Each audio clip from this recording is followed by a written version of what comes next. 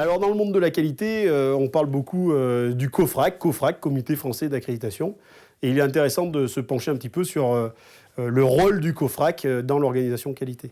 Avant le COFRAC, les laboratoires qui font des mesures, notamment les laboratoires d'étalonnage, étaient habilités, ça veut dire reconnus compétents, par le Bureau national de métrologie, qui envoyait ses experts dans le laboratoire pour s'assurer qu'ils étaient effectivement en mesure de réaliser notamment les étalonnages qu'ils revendiquaient de savoir-faire.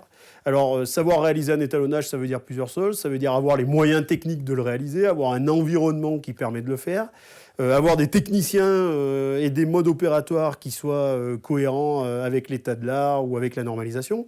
Donc ça, c'était toute cette mission du BNM qui venait donc valider que quand un laboratoire prétendait que le diamètre d'une bague lisse était de temps, à plus ou moins de temps, c'était quelque chose qui était acceptable, ou en tout cas, on pouvait avoir confiance dans le résultat. Or, le travail des laboratoires d'étalonnage s'inscrit en général dans la certification qualité des entreprises et le savoir-faire technique ne suffit pas puisqu'il faut aussi être capable de rendre au client cette fameuse bague lisse dans le délai imparti.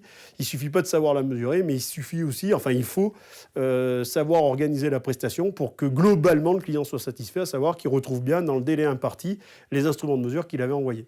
Donc toute cette partie qualité n'existait pas réellement du temps du BNM. Ça ne veut pas dire qu'on ne faisait pas de qualité, mais elle n'était pas auditée.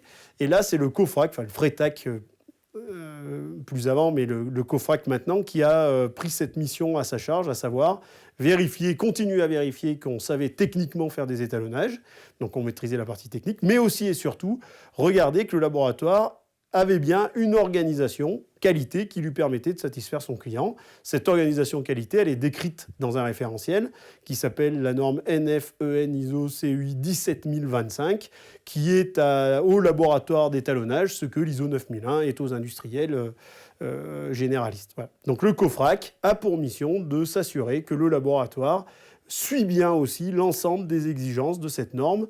Et donc les audits se déroulent sous les deux aspects, à la fois technique avec des auditeurs techniques et l'aspect qualité avec des spécialistes qui viennent vérifier tout ça.